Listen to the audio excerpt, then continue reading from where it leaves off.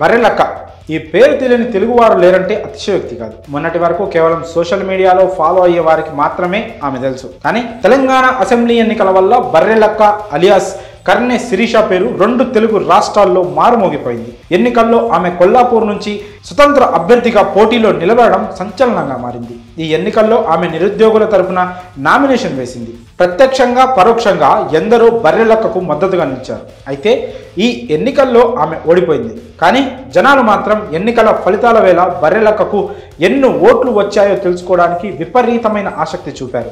Election commission website నుంచి ఆమె అఫిడవిట్ను సుమారు 1,00,000 మంది డౌన్లోడ్ చేసుకున్నారంటే ఆమె క్రేజ్ ఎలా ఉందో అర్థం చేసుకోవచ్చు. ఇక ఈ ఎన్నికలలో బర్రెలక్కకు 5,754 ఓట్లు మాత్రమే వచ్చాయి. కానీ విపరీతమైన క్రేజ్ సంపాదించుకుంది బర్రెలక్క. ఎన్నికల వేళ పోటీలో నిలిచిన బర్రెలక్కను ప్రశంసించిన నెటిజన్లు తాజాగా ఆమెపై విమర్శలు చేస్తున్నారు. బర్రెలక్క, నువ్వు ఇలాంటి పనులు చేసుకునే బదులు బర్రెలు కాసుకో అని ట్రోల్ చేస్తున్నారు. ఇంతకు ఏం జరిగింది? ఎందుకు ఆమెను విమర్శిస్తున్నారంటే తాజాగా బర్రెలక్క సోషల్ మీడియాలో ఓ వీడియోను షేర్ చేసింది. దానిలో ఆమె జ్యోతిష్యం చెప్పే ఓ గురువు గురించి చెప్తూ పోయింది. ఎవరికైనా సమస్యలుంటే గురువు గారిని సంప్రదించాలంటూ నెంబర్ కూడా ఇచ్చింది. అంతేకాక చాలామంది గురువు గారికి కాల్ చేసి తన నెంబర్ ఇవ్వమని అడుగుతున్నారని చెప్పుకొచ్చింది శిరీష.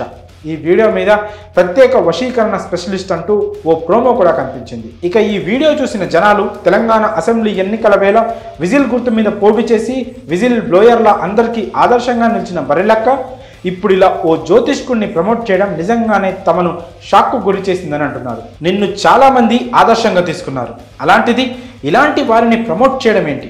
మరి నువ్వు ఎన్నికల్లో ఎప్పుడు గెలుస్తావు? నీకు జాబ్ వస్తుందా రాదా అని మీ గురువు గారిని అడుగు.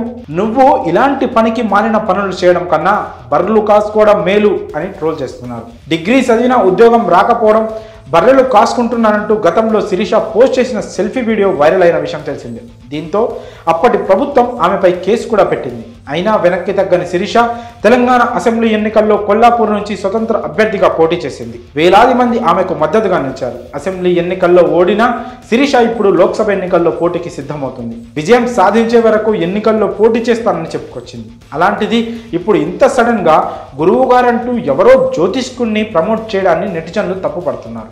మరి బర్రెలక్క అలియాస్ శిరీష